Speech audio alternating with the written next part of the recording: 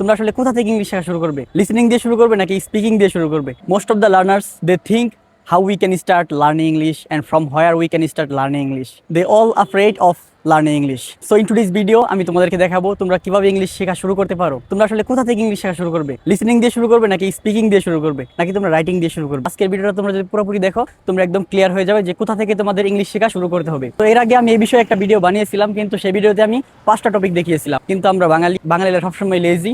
That's why আমি আজকের ভিডিওতে মাত্র তোমাদেরকে 2টা স্টেপ দেখাবো। তোমরা যদি এই 2টা স্টেপ ফলো করো ইংলিশ শিখতে পারবা খুব সহজেই। প্রথমত তোমাদেরকে লিসেনিং করতে হবে, লিসেন মোর। কারণ লিসেনিং হলো তোমার জন্য একটা ইনপুট।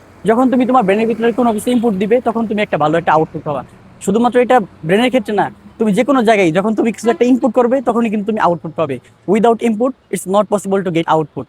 সো বিগিনিং অবস্থায় তুমি প্রথমত মিনিমাম 1 ঘন্টা লিসেনিং করতে পারো, মিনিমাম 1 ঘন্টা। তারপর ডে বাই ডে তুমি এটা ইনক্রিজ করতে পারো। তোমাদেরকে প্রথমত লিসেনিং করতে হবে, তারপর তোমাদেরকে স্পিকিং করতে হবে কারোর সাথে। কারণ তুমি যদি স্পিকিং না করো, তুমি লিসেনিং করবা, তুমি বোঝার ক্ষমতাটা তোমার বাড়বে, তুমি ইংলিশ বুঝতে পারবে, সব কিছু করতে পারবা। বাট তোমার যে বলার জড়তাটা, এটা তোমার কাটানোর জন্য, এটা ওভারকাম করার জন্য you have to speak, you must speak every day.